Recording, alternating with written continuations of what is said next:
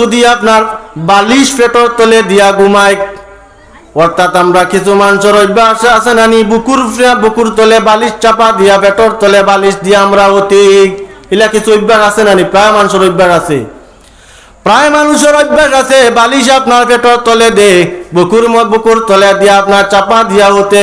পবিত্রতা যে মানুষে বুঝে না, বাড়ির মধ্যে পবিত্রতা রাখে না, পাখি হাসিল করে না, এই মানুষের কোনোদিন অভাব দূর হইত নাই, এই বাড়ির মধ্যে রহমত না দিল হইত নাই। 3 নম্বর ইয়াতালো পুরুষ মানুষ, কোন মানুষ যদি আপনার বালিশ পেটর তলে দিয়া ঘুমায়, অর্থাৎ আমরা কিছু মানুষের অভ্যাস আছে নানি বুকুর তলে বালিশ চাপা দিয়া পেটর তলে বালিশ দিয়া আমরা অতিক, এলা কিছু অভ্যাস আছে নানি? প্রায় মানুষের অভ্যাস আছে, প্রায় মানুষের অভ্যাস আছে বালিশ আপনার পেটর তলে দে বুকুর তলে দিয়া আপনার চাপা দিয়া হতে। এই 3 নম্বর ইয়াতালো বালিশ বুকুর তলে দিয়া আপনার পেটর চাপা দিয়া যদি কোনো মানুষ আপনার ঘুমায়, তাহলে কোনদিন তার অভাব দূর হইত নাই, বরকত আপনার তার উপরে না দিল হইত নাই। 4 নম্বর ইয়াতালো যে বাড়ির মধ্যে মানুষ মেহমান হিসাবে যায়, আর মেহমান যাবার পরে বাড়ির মানুষ আপনার মেহমান দেখিয়া দুঃখিত হয়ে যায়, বেজার হয়ে যায়। কিছু অভ্যাস আছে নানি? মেহমান আপনার বাড়ির মধ্যে যায়, যাবার পরে মানুষ আপনার বেজার হয়ে যায় বলে এই মানুষটা খেনে আমার বাড়িতে এলো, কিবা তো একজন আমার কথা 2 জন খেনে আমার বাড়ির মধ্যে আইল। কিছু মানুষ এখনো পর্যন্ত ইলা বাড়ির মধ্যে ব্যবহার করে, হয়তো প্রকাশ করে না, মনের মধ্যে থাকে বলে 2 জন কইলাম এখানে 5 জন আমার বাড়ির মধ্যে আইলা। ও মুসলমান জানিয়া রাখো, যে মানুষ তোমার বাড়ির মধ্যে গেছে সেই মানুষে তোমার রিজেক নিত না, তার রিজেক লইয়া তোমার বাড়ির মধ্যে গেছে, তোমার রিজেকটা কি তার আপনার কোনো বরবাদ করতো নাই, তার রিজেক আল্লাহ তারে ব্যবস্থা করিয়া দিছে। তোমার যে রিজেক আছে, তোমার রিজেক তুমি খাইবাই, আর তার রিজেক যেটা আছে সেটা আল্লাহ ব্যবস্থা করিয়া দিছে। ইনার মধ্যে তুমি কখনো বেজারি আনিও না, মনের মধ্যে আঘাত দুঃখ আনিও না। ইলা মানুষ কিছু আসুন নানি, মেহমান হল গেলে বহুত বেজার হয়ে যাই দেবা, বহুত বেজার হইন, বা কুটুম আইতে আলো 10 জন আই গেছেন, 20 জন 15 জন। হ্যাঁ কিছু আছে যেমন মাত কথার মাধ্যমে আইলেও বেজার হইতে না, দুঃখিত হইতে না। রাসূলুল্লাহ ফরমাইন যে বাড়ির মধ্যে মানুষের যাতায়াত থাকে, এই বাড়ির মধ্যে আল্লাহর রহমত নাজিল হোক, সুবহানাল্লাহ। এরপরে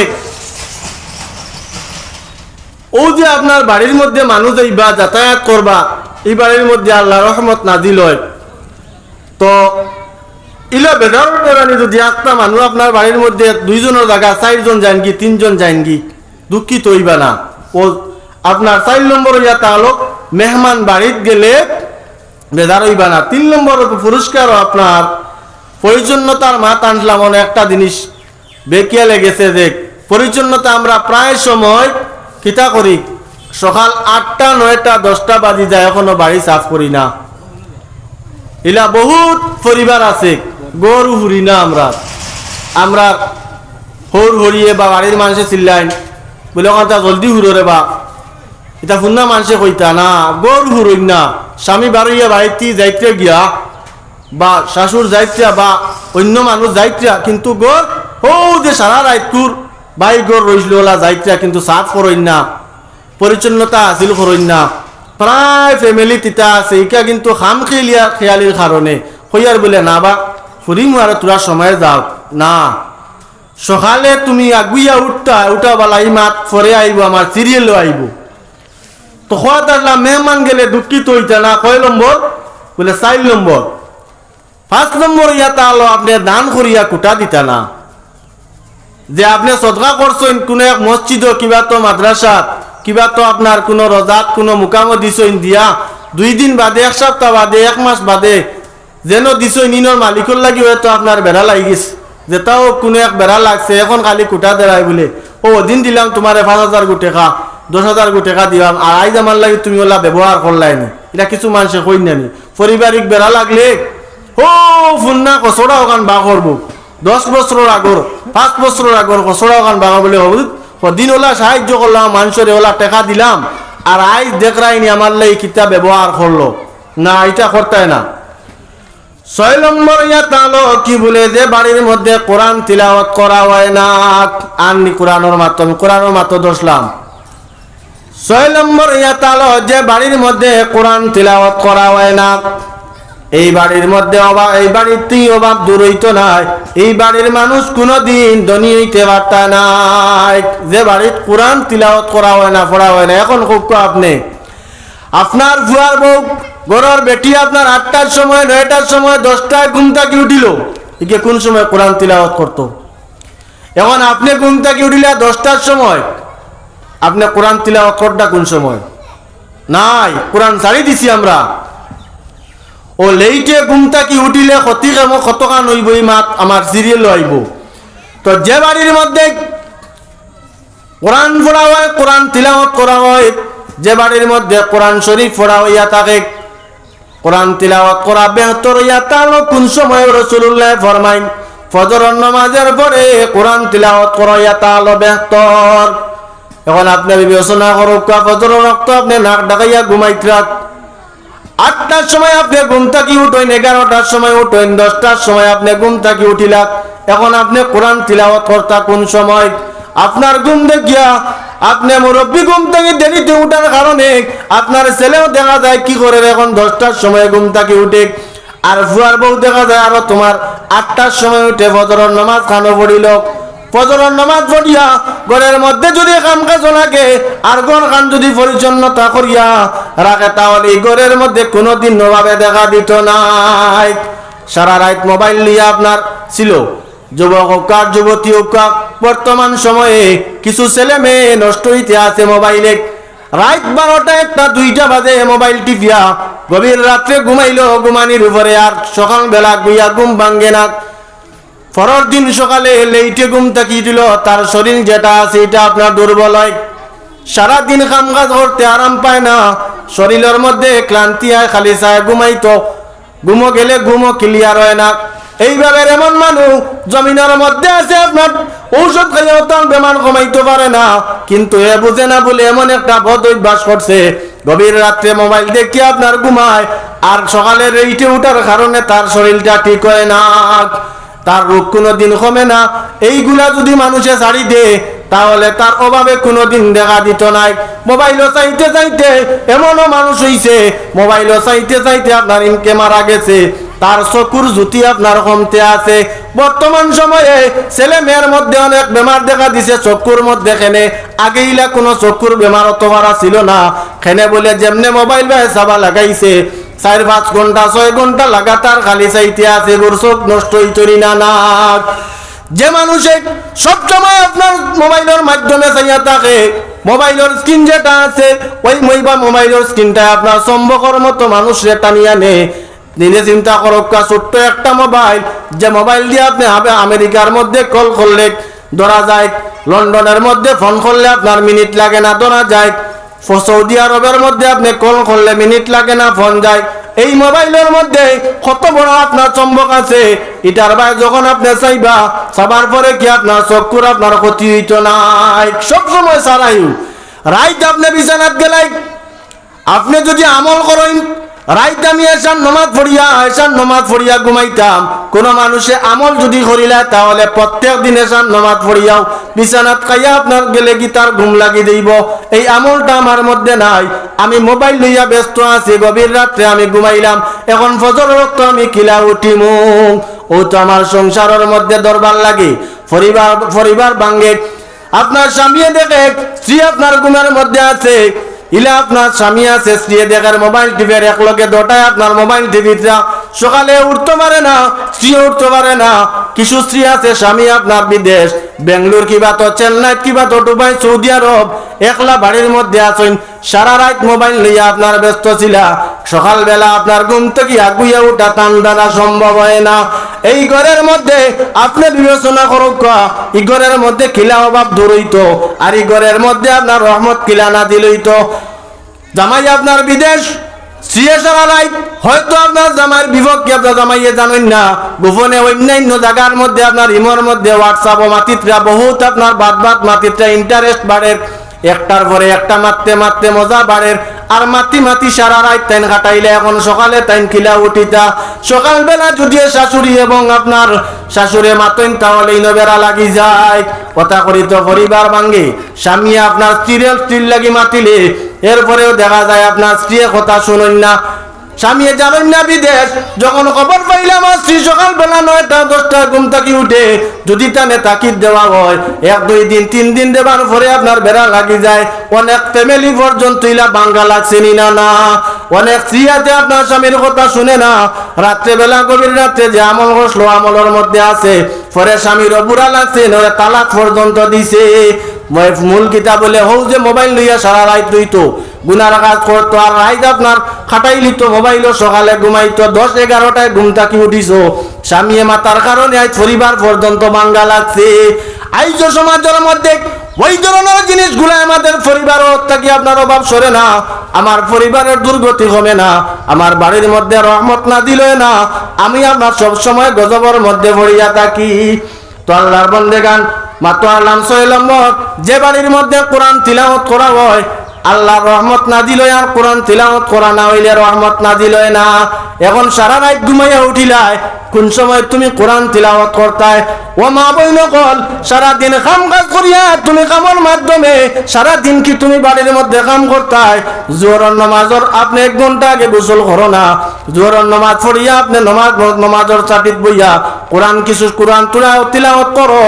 যে সময় তুমি সময়টা পাও কোরআন তিলাওয়াত করো। তুমি কোরআন তিলাওয়াতের মধ্যে নাই, সময় পাইলেও মোবাইল হাতে লইয়াও আপনার ইগুর মধ্যে আসো, আপনার দেখা তখন আপনি কোরআন তিলাওয়াত করতায়, আপনার মধ্যে নাই আমল।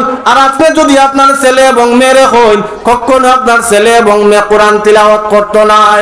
এই যে আমাদের সমাজের মধ্যে আমাদের কারণে অনেক ছেলে মেয়ে নষ্ট হইতে আছে।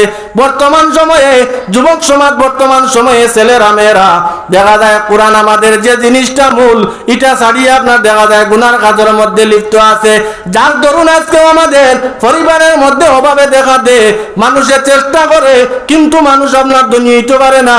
আল্লাহর দয়া মায়া তার উপরে পড়ে না, আল্লাহ দয়া মায়া পড়ে না, ফোড়াও পায় না, ফোড়াও নাই, ফোড়া পায় না, পাইতো কিলা মূল তার ঠিক নাই, মূলও ঠিক নাই, আমল কাসর ঠিক নাই, কোরআন শরীফ পড়া নাই।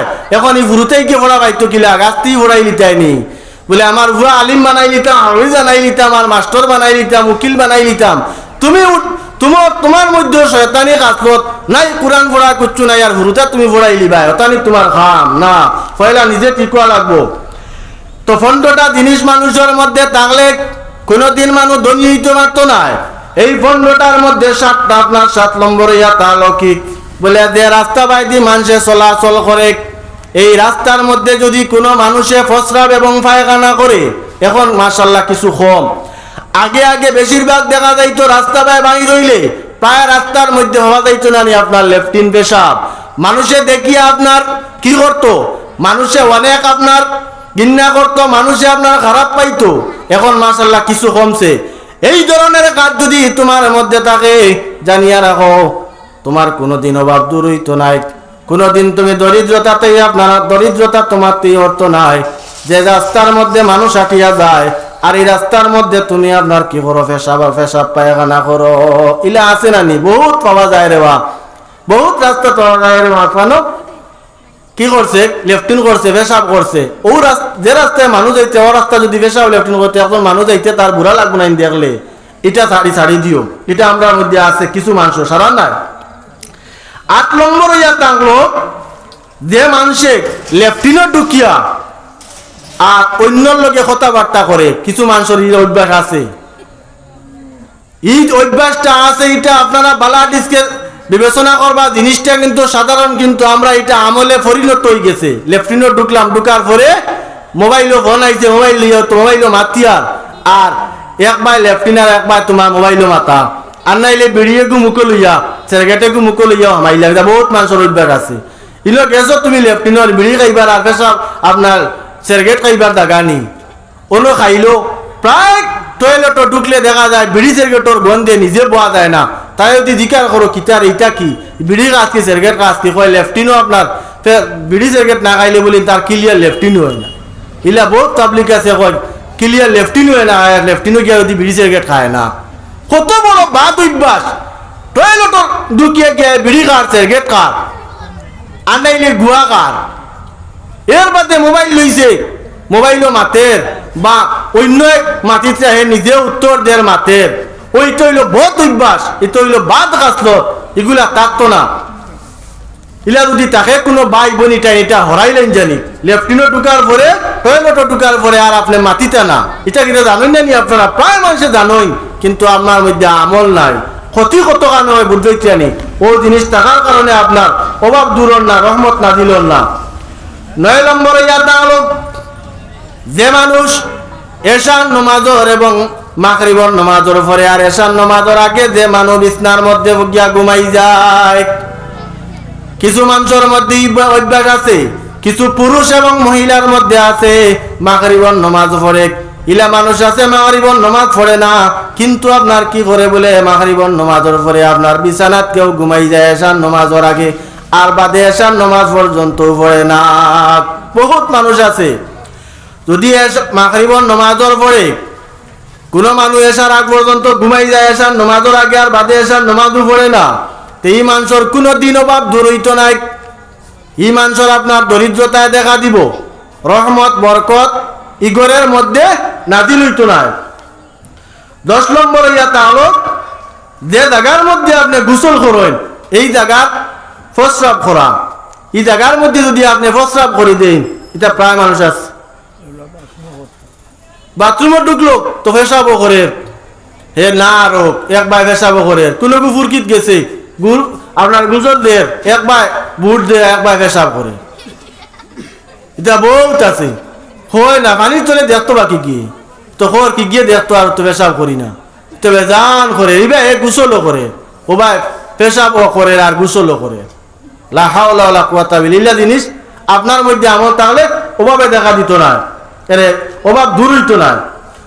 11 নম্বর ইয়েটা হলো, যে মানুষে ভাত খাইতে হাত ধোয় না, যে মানুষে ভাত খাইতে হাত ধোয় না। কিছু মানুষ আসুন জানাইছে এখন যে মদ খাইয়ার গাঞ্জা খাইয়ার গিয়া হাত ধোয়া কিতা বুঝাইতো, যেগু অভিযোগ ওই আর গিয়া হাত ধোয় কেন বুঝাইতো কিনা আরামদার মধ্যে দিলে আর এইটাছে ভাত সামনে দেখা মাত্র হুশ বেবাই, কিন্তু হাত তো বাটিতে হাত তারাইয়া দইবার আগে ভাত দেখা মাত্র শুরু করি দিয়ার। এই ধরনের যদি আপনার মধ্যে আমল থাকে জানিয়া রাখো আপনার কোনোদিন অভাব দূর হইতো নাই। আপনি পয়লা ভাত খাইবার আগে হাত ধুইবা, হাত ধুইয়া খাইবা, তবে সারা মানুষ নাই, কিছু মানুষ। 12 নম্বর এটা হলো, যে মানুষের রুজি করেন কম আর খরচ করেন বেশি, ইলা মানুষ কিছু আছে না, রোজ রুজি করেন 400 টাকা আর বিকালে খরচ করেন 600 টাকা।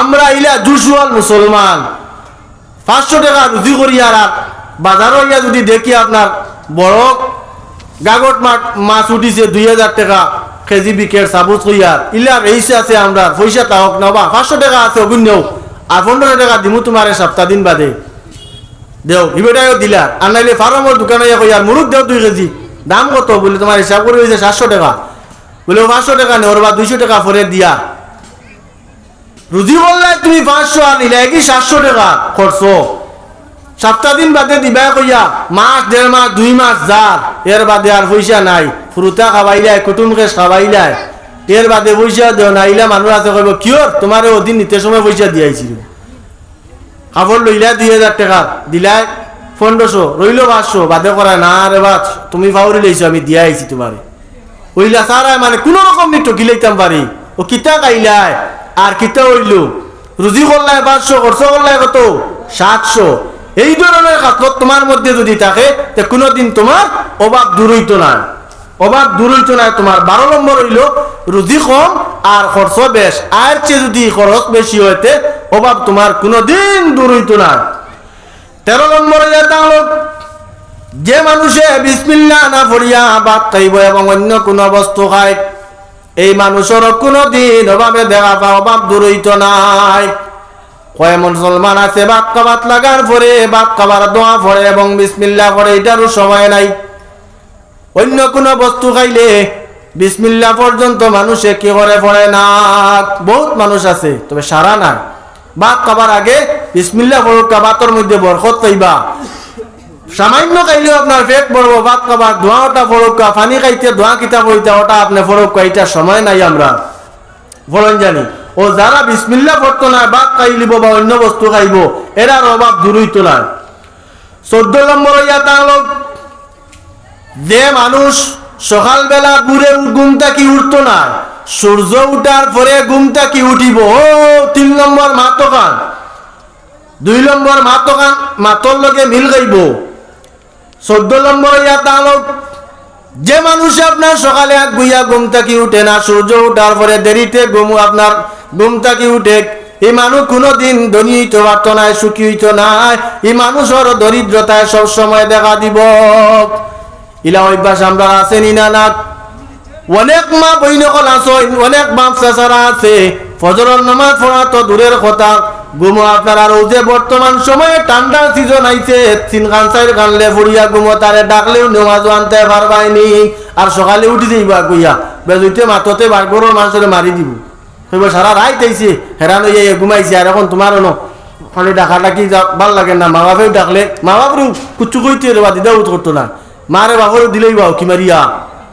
ইলা বহুতর মধ্যে আমল আছে। আর যারা সকালে আগুইয়া উঠে দেখতো এরা শরীর জোর জোড়া থাকে, এরা শরীর জোর জোড়া থাকে, সারাদিন কাম কাজ করতে মজা পায়, রুজির মধ্যে বরকত হয়। তুমি মূলেও আমল নাই ব্যামলি মুখা, তুমি সূর্য উঠার পরে উঠরায় মহিলা ও আর পুরুষ হোক, কেমন তোমার অভাব দূর হইতো কিলা, আর ই ফ্যামিলি কা সুখী হইতো কিলা, ইগরের দরবার থাকতো কিলা, ইগরের মধ্যে মিল মিশাওয়াত আইতো কিলা। ওটার লাগি তো আমরা পরিবারের মধ্যে দরবার লাগে, আমরা পরিবারের মধ্যে সুখ শান্তি হরিয়া যায়, সুখ শান্তি আমরা পরিবারও থাকে না। ও নিজে বিবেচনা করুক আমরার মধ্যে আসিনি না না, ইলে এখনো আছে বহুত পরিবার। আমি মুমিন জাতি, আমি নামাজ পড়তাম টাইম টেবলে, আমার না, আমি সকালে সূর্য উঠার পরে ঘুম থেকে উঠিয়া, ও তোমার আর অভাব হরতো কিলা।